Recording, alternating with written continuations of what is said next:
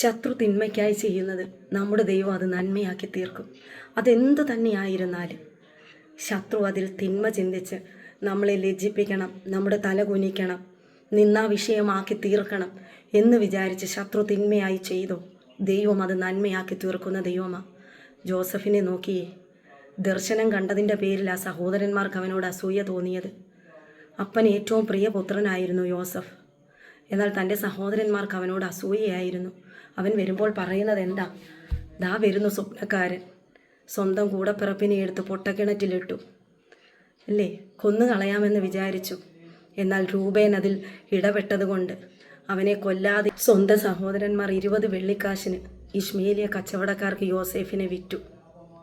അവിടെ നിന്നാണ് ഫറവോൻ്റെ ഉദ്യോഗസ്ഥന്മാർ യോസേഫിനെ ആ അടിമത്ത ചന്തയിൽ നിന്ന് വാങ്ങിക്കൊണ്ട് പോകുന്നത്. ചെയ്യാത്ത തെറ്റിന് തടവിൽ കിടക്കേണ്ടി വന്നു. എന്ത് ചെയ്തിട്ടാ? സഹോദരന്മാർ വെറുത്തു. എന്നാൽ പിന്നത്തേതിൽ ഇസ്രായേലിൽ ക്ഷാമമുണ്ടായപ്പോൾ മിസ്രൈമിൽ ധാന്യമുണ്ടെന്നറിഞ്ഞിട്ട് ആ ധാന്യം വാങ്ങാനായി സഹോദരന്മാർ ചെല്ലുകയാണ്.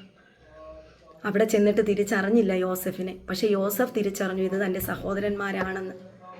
ഉൽപ്പത്തി പുസ്തകം 50-ാം അധ്യായത്തിൽ കാണുന്നു. ശത്രു ദോഷമായി നിരൂപിച്ചു, എന്നാൽ ഇന്ന് ദൈവം നിങ്ങൾക്ക് ജീവരക്ഷ വരുത്തേണ്ടതിനാണ് എന്നെ ഇവിടെ ആക്കിയിരിക്കുന്നതെന്ന് യോസഫ് പറയുന്നു. ശത്രു തിന്മയ്ക്കായി ചെയ്യുന്നത് നന്മയാക്കി തീർക്കുന്ന ദൈവം. രാജാവ് കഴിഞ്ഞാൽ തൊട്ടടുത്ത സ്ഥാനം യോസേഫിന് കിട്ടി. എന്തുകൊണ്ടാണ്? പ്രാർത്ഥിക്കുന്നവനെ മാനിക്കുന്ന ദൈവം തലമുറകളെ മാനിക്കും. പ്രാർത്ഥിക്കുന്ന മാതാവേ, പിതാവേ, നിങ്ങളുടെ കണ്ണുനീരിന് മറുപടിയുണ്ട്. നിങ്ങളുടെ മക്കളെ ദൈവം ആദരിക്കും. തനിക്ക് ശുശ്രൂഷ ചെയ്യുന്ന ഒരു മകനെ അപ്പൻ ആദരിക്കുന്നത് പോലെ നമ്മുടെ ദൈവം നമ്മെ ആദരിക്കുന്ന ദൈവമാണ്. അവൻ ദരിദ്രനെ കുപ്പയിൽ നിന്ന് ഉയർത്തും, എളിയവനെ അവൻ പൊടിയിൽ നിന്ന് ഉയർത്തും. തൻ്റെ ജനത്തിൻ്റെ പ്രഭുക്കന്മാരോട് കൂടെ ഇരുത്തുന്ന ദൈവം. തലമുറകളെ ദൈവം മാനിക്കും. അവർ എത്തപ്പെടേണ്ടുന്ന സ്ഥാനത്ത് അവർ എത്തപ്പെടും.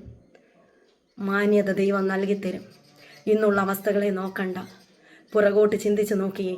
കഴിഞ്ഞ നാളുകളിൽ പ്രാർത്ഥിച്ചതിനൊക്കെ ദൈവം മറുപടി തന്നില്ലേ?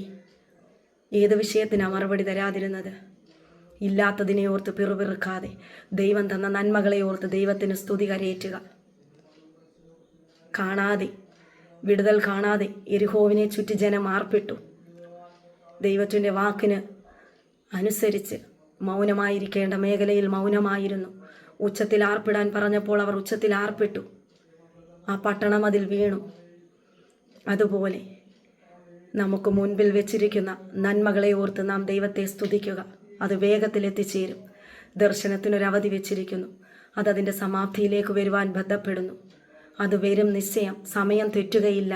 അതിനായി കാത്തിരിക്കുക. വിശ്വാസത്തിൻ്റെ നായകനും പൂർത്തി വരുത്തുന്നതിനുമായ യേശുവിനെ നോക്കുക. നമ്മുടെ പ്രാർത്ഥനയ്ക്ക് മറുപടിയുണ്ട്. ശത്രു എന്ത് തിന്മയായി ചെയ്താലും സ്വർഗം അത് നന്മയാക്കി തീർക്കും. ഈ വചനങ്ങളാൽ കർത്താവേവരെയും അനുഗ്രഹിക്കുമാറാകട്ടെ.